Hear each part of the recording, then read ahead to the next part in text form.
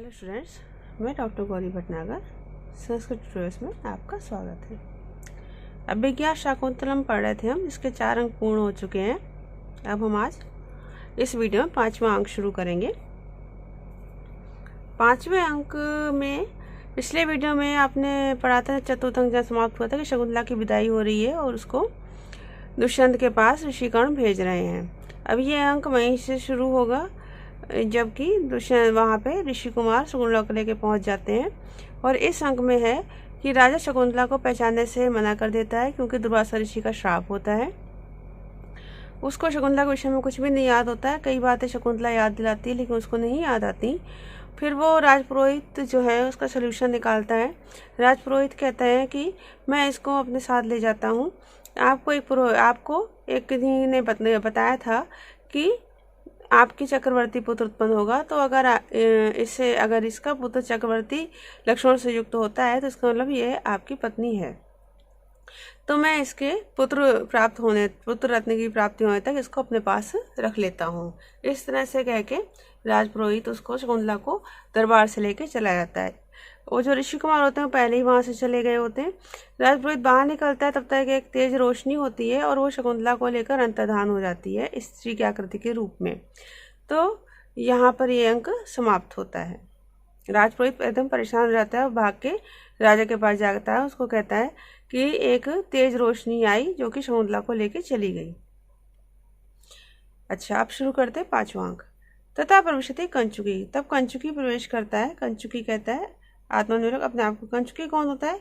कंचुकी जो है वो राजा के अंतःपुर का सेवक है, वृद्ध ब्राह्मण होता है। वो वृद्ध ब्राह्मण ही होता है जो कि अनेक गुणों से युक्त होता है और राजा के अनेक कार्यों को करने में दक्ष होता है। तो देखें, कंचुकी आत्मानवलोक अपने को देखकर निश्चय गहरा श्वास ले कहता है अहो बत कीदृशी वयो अवस्था प्राप्त अस्मि। कहता कि अरे आयु की कैसी अवस्था को मैं प्राप्त हो गया हूँ। आचार इति अधिकृतेन मया गृहीता माँ या वेत्रेष्टिर अवरोध ग्रहेषु याज्ञा कालेन से परिहीन नियोग शक्ते गंतुम मम एवं अवलंबन वस्तु जाता। कहते हैं राज्ञा अवरोध ग्रहेषु अधिकृतेन। राजा के अवरोध गृह मीन्स अंतःपुर के घर में। अवरोध मीन्स जहाँ पर बाधा मीन्स हर कोई जहाँ पे ना जा सकता हो। तो अंतःपुर के ग्रहों में अधिकृतेन अधिकार को प्राप्त हुए मया मेरे द्वारा या वेत्रयष्टि जो ये वेद की छड़ी आचार इति ग्रहीता। आचार में परंपरा के रूप में ग्रहण की गई थी। परंपरा है इस रूप में, इस विचार से ग्रहण की गई थी। साएव वही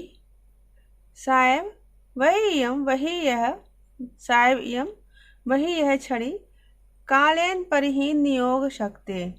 कालीन समय के साथ परिहीन नष्ट हुई, नियोग शक्ति कर्तव्य की शक्ति वाले मम मेरे गंतुम चलने के लिए अवलंबन वस्तु जाता सहारे की वस्तु हो गई है। मतलब कंचुकी कहता है कि मैंने राजा दुष्यंत के अंतःपुर के घरों में नियुक्ति के साथ ही वेद की छड़ी इसलिए धारण की थी कि ऐसा करना कंचुकी के लिए परंपरा है, आवश्यक है। लेकिन अब बूढ़ा हो जाने का मैं चलने में थोड़ा असमर्थ हो गया हूँ, तो ये छड़ी ही मेरे चलने का आश्रय बनी हुई है, सहारा बनी हुई है। फिर से देखिए, राज्ञ अवरोध गृहेषु अधिकृतेन। राजा के अंतःपुर के ग्रहों में अधिकार को प्राप्त हुए मेरे द्वारा या वेत्रषि जो वेद की छड़ी आचार इति ग्रहीता परंपरा के रूप में ग्रहण की गई थी।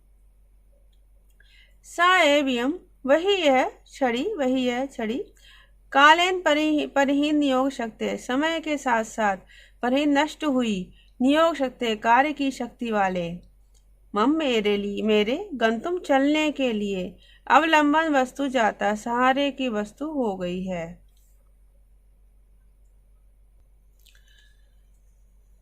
आगे कहता है यावत अभ्यंतर्गताए।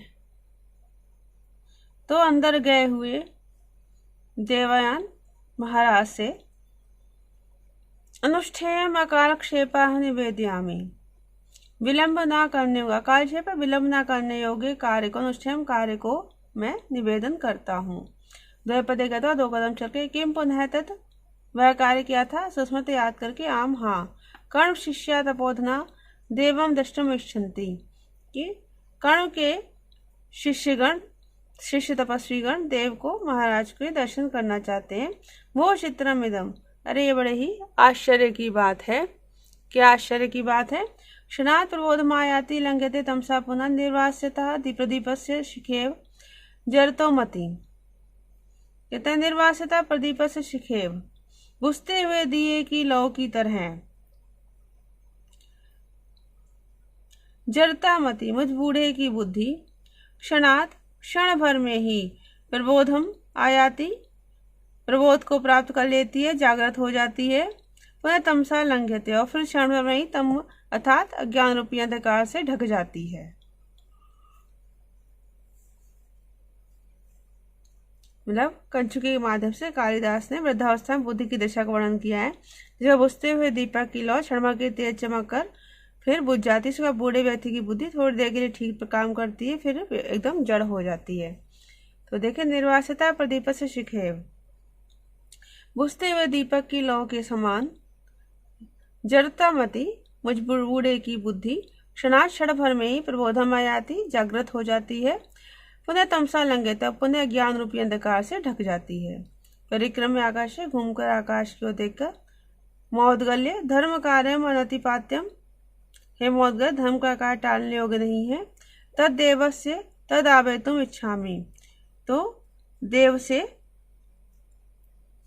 राजा को उस संबंध में निवेदन करना चाहता हूँ।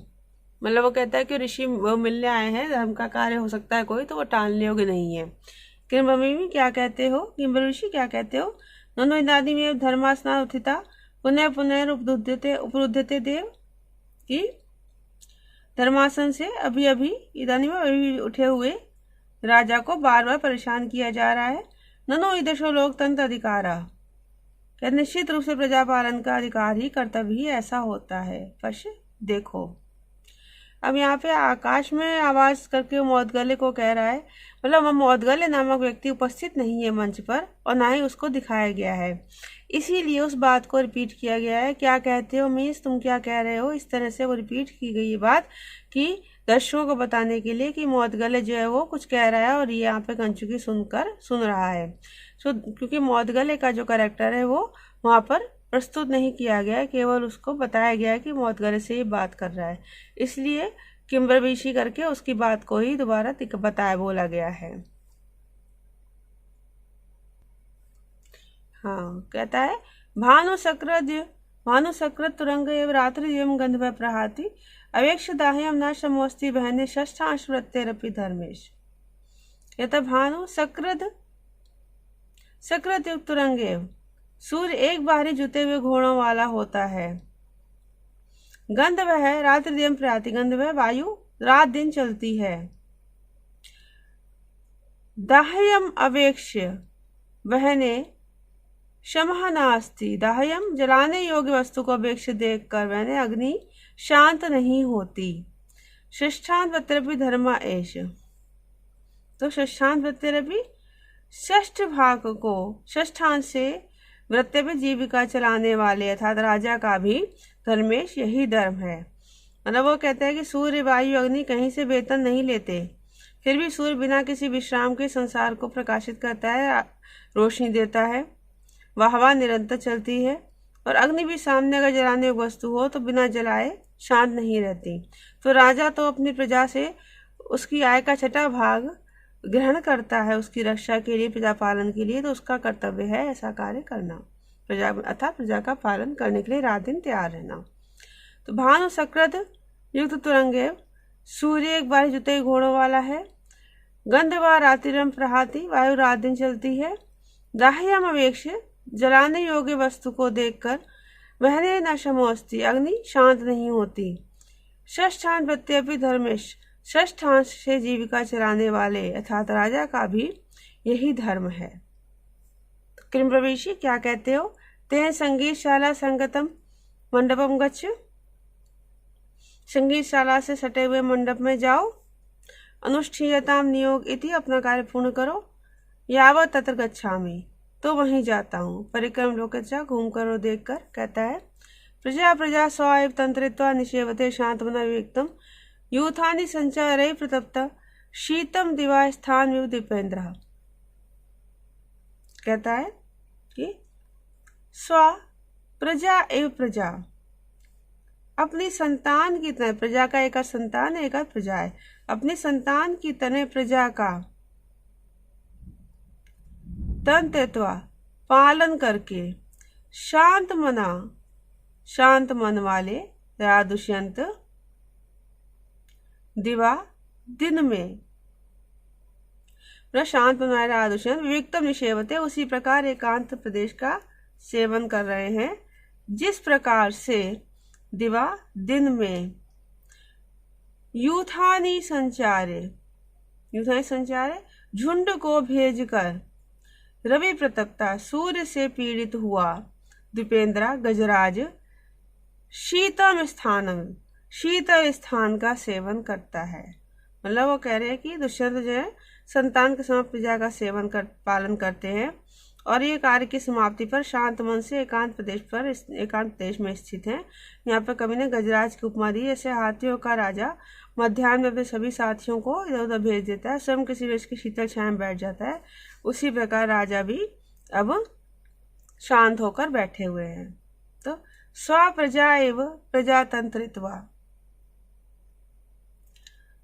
अपनी संतान के समान प्रजा का पालन करके शांत मना दुष्यंत विविक्तम निषेवते, उसी प्रकार एकांत स्थान का सेवन कर रहे हैं जिस प्रकार दिवा दिन में यूथानी संचारे हाथियों के झुंड को भेजकर रवि प्रतप्ता सूर्य से पीड़ित हुआ, अर्थात सूर्य की गर्मी से पीड़ित हुआ दीपेंद्रा गजराज शीतल स्थान का सेवन करता है।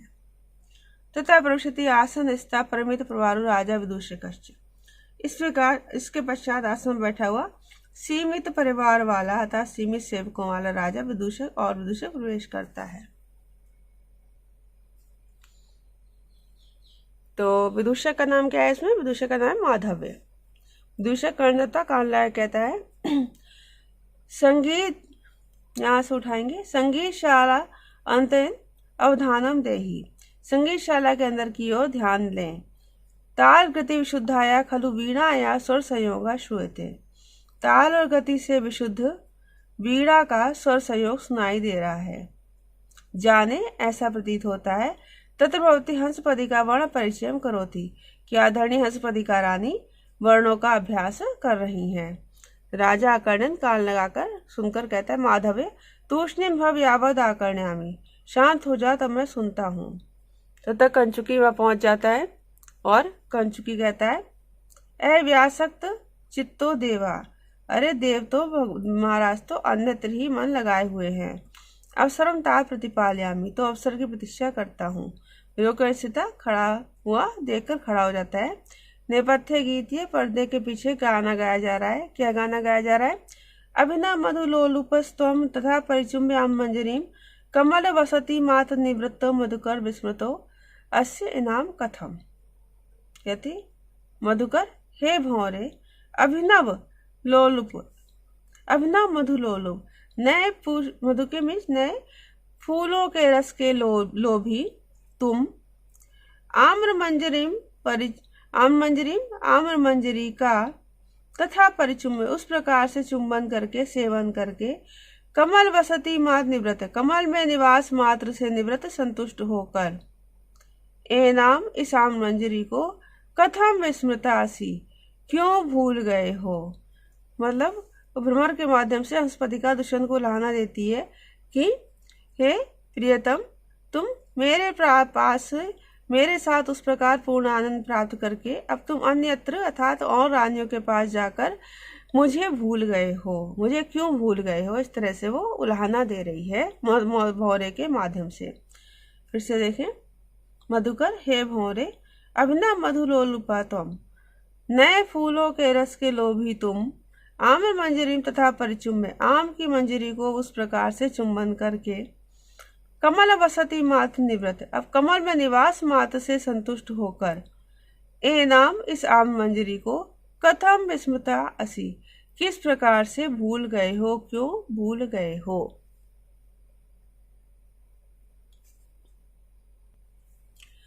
राजा कहता है अहो राग परिवाहिनी गीति, अरे अनुराग को बरसाने वाला ये गीत है। दूसरा कहता है किम तावत अस्या गीते ग्रहीतो भवताक्षरार्था, क्या आपने उस गीत के अक्षरों का अर्थ ग्रहण कर लिया है। राजा कहता है स्मितम मुस्कुराते हुए सकृत कृत प्रणयो अयम जना, यह जना था हंसपति का मेरे द्वारा सकृत एक बार प्रेम की गई है।